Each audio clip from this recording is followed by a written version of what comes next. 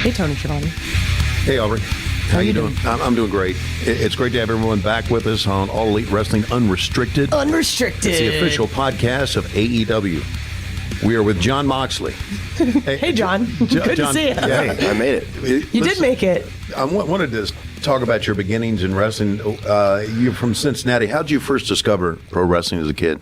I don't remember a time before it. Really? There was a couple kids who lived in the apartment underneath me who had like wrestling figures and some old WWF videotapes that might have been not necessarily old at the time, but I remember watching it at their house, and that's kind of my first memories. I mean, pretty much it was just always the thing that I liked.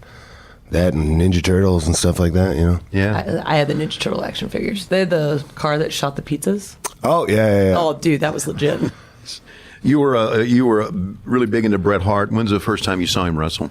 Probably around that same time, yeah, like early mid-90s, Bret was the guy. Right. I kind of missed Hulkamania. I was born in 1985, so by the time I was watching and could understand what was going on, You kinda moved past say I'm that. like 7, he's already kind of out.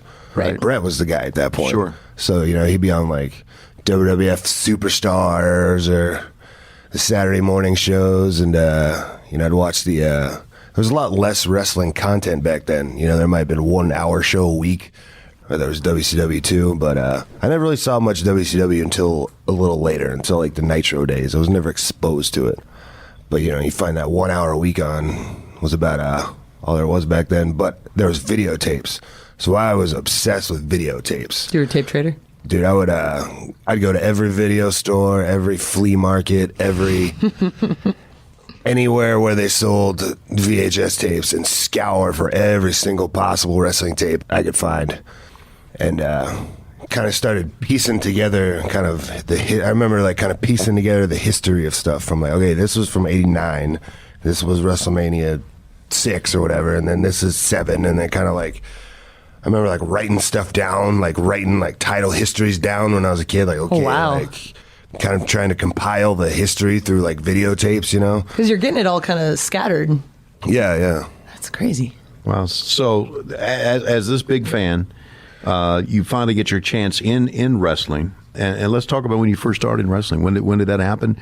I know Les Thatcher has a lot to do with your career. And Yeah, I started when I was, I first walked through the door as I was 16 years old. I guess I was maybe like it was right about the time I left high school. Mm-hmm.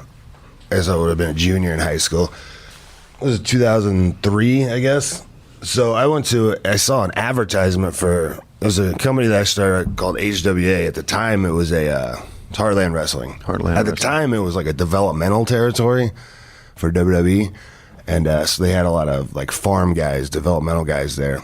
So they had some really good shows. It was, you know, Jamie Noble was there, Spanky, the Island Boys, one of which was Roman Reigns' brother. The other one was Umaga, BJ Whitmer. Shit.